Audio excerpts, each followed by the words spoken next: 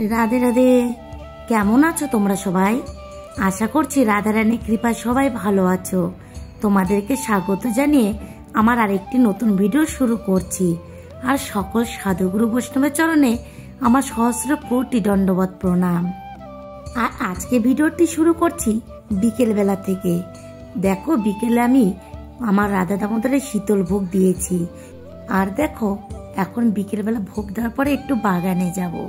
বাগানে একটু ছিম তুলব, কারণ অনেক ভক্তদেরকে ছিম দিতে চেয়েছি।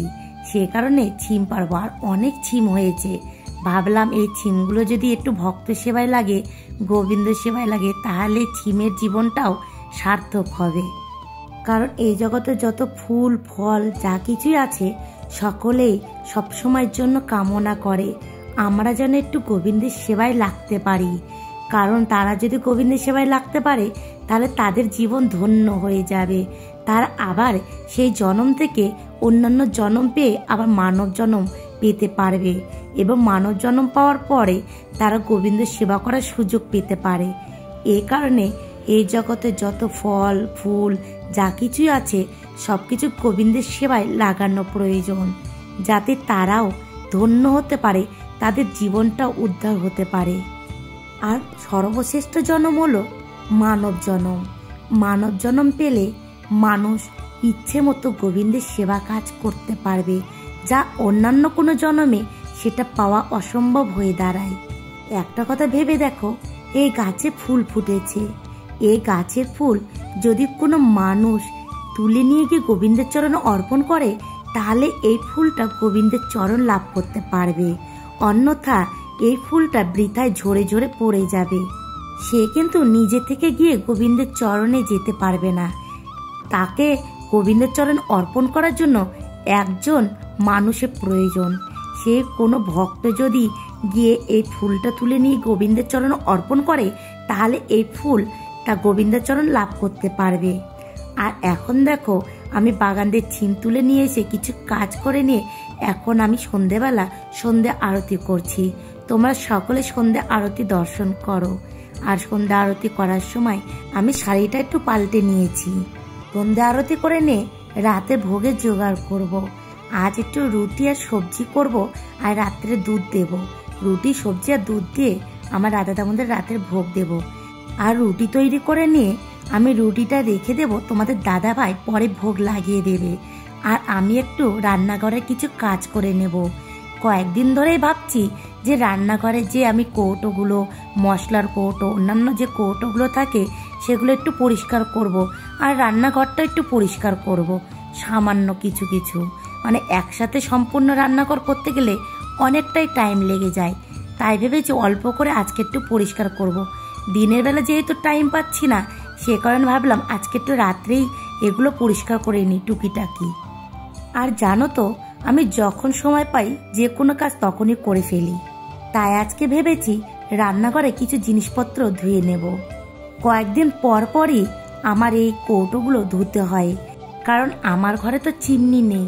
সেই কারণে একটুতেই তেল ছিটকে পড়ে যায়। সে কারণে আমাকে মাঝে মধ্যে কৌটোগুলো ধুতে হয়। আর আমি যখনই কৌটোগুলো ধুই, তখন একটু গরম জল করে নিই, ওর মধ্যে সার্ফ দিয়ে আমি কৌটোগুলো ধুয়ে নিই। আর মশলাগুলো ঢেলে ধুই না, কারণ আমি আলাদা করে পাত্রে গরম জল ভালো জায়গাতেই করে নিই, যাতে আমার এই মশলাগুলো নষ্ট না হয়। সে কারণে আমি আলাদা জায়গায় করেই সেই কৌটোগুলো ধুই। আর যারা যারা আমার কমেন্ট করেছো, আর যারা যারা আমার ভিডিওগুলো দেখো, তাদের সকলকে জানাই অসংখ্য ধন্যবাদ।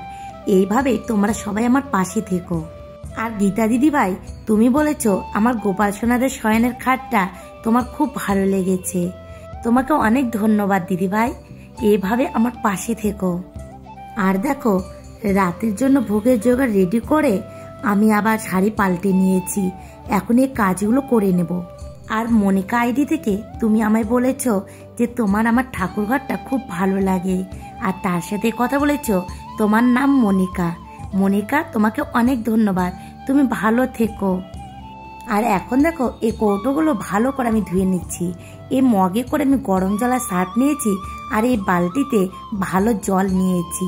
আর এগুলো ভালো করে ধুয়ে নিচ্ছি, আর আলাদা জায়গায় যদি আমি এগুলো ধুতে যাই, যদি প্রসাদী হয়ে যায়, এ কারণে আমি এরকমভাবেই এগুলো পরিষ্কার করি, যেহেতু এর মধ্যে মশলা আছে যেগুলো আবার আমি গোবিন্দের সেবা কাজে ব্যবহার করব, সেই কারণে। আর ইতি আমায় বলেছ যে তুমি ভালো আছো, আর তুমি বলেছ মা আমার প্রণাম নিও। ইতি তুমি ভালো থেকো, আর গোবিন্দের সেবা কাজে অনেক অগ্রসর হও, আর অনেক অনেক হরিনাম করো।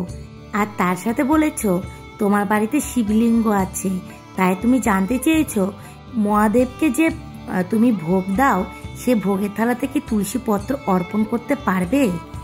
দেখো ইতি, আমি যতটুকু জানি তা থেকেই তোমাকে আমি বলছি। মহাদেব হলেন পরম বৈষ্ণব, তিনি গোবিন্দের প্রসাদ ছাড়া কিছু আহার করতে পছন্দ করেন না। এই কারণে তুমি যদি মহাদেবকে সে তুলসী পত্র অর্পণ করে সে ভোগ লাগাও, তাতে মহাদেব বেশি খুশি হবেন। সে কারণে তুমি অবশ্যই মহাদেবের ভোগের উপরে তুলসী পত্র দিতে পারো। অনেকে কি করে তা আমি জানি না, তবে আমি যতটুকু জানি ততটুকু তোমাকে আমি বললাম। আর ইতি একটা কথা কিন্তু তুমি মনে রেখো, মহাদেবকে কিন্তু তুলসী পত্র দিয়ে কিন্তু পূজা করবে না। মহাদেবকে কখনোই তুলসী পত্র অর্পণ করতে নেই। মহাদেবের ভোগের উপরে তুমি তুলসী পত্র দিতে পারো, কিন্তু মহাদেবকে কখনো তুলসী পত্র অর্পণ করবে না। ইতি তুমি ভালো থেকো, আর তোমার প্রতি রইল আমার অনেক অনেক ভালোবাসা। আর রাজীব সরকার আইডি থেকে এক বোন আমায় কমেন্ট করেছো, তুমি বলেছো এটা তোমার স্বামীর আইডি, আর তুমি এটাও বলেছো যে তুমি নিরামিষ আহার করো। শুনে খুবই খুশি হয়েছি আমি যে তুমি নিরামিষ আহার করো। আমাদের সকলেরই সাত্বিক আহার করাটাই প্রয়োজন। তুমি অনেক অনেক গোবিন্দপথে অগ্রসর হও, এইটুকুই আমি আমার রাধা দামোদরের কাছে প্রার্থনা করি। আর তুমি ভালো থেকো, আর এইভাবেই এই দিদির পাশে থেকো। আর পূর্ণিমা পাল আইডি থেকে এক বোন আমায় বলেছ যে আমি কিভাবে চালের পাঁপড় তৈরি করি তা যেন তোমাদেরকে বলি। আমি যেদিন চালের পাঁপড় তৈরি করব অবশ্যই তোমাদের সাথে শেয়ার করব, কারণ এখনো তো অনেকটা ঠান্ডা আছে, সে কারণে এখন চালের পাঁপড় দেব না, কারণ আর কিছুদিন পরে চালের পাঁপড় দেব, তখন তোমাদের সাথে আমি শেয়ার করব।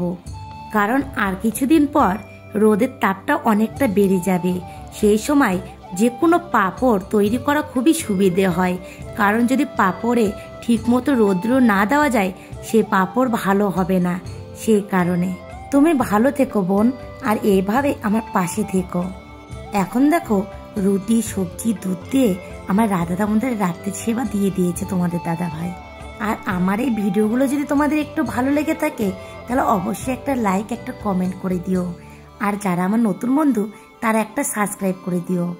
আজকে ভিডিওটি আমি এখানে শেষ করছি, দেখা হবে পরে কোনো ভিডিওর সাথে।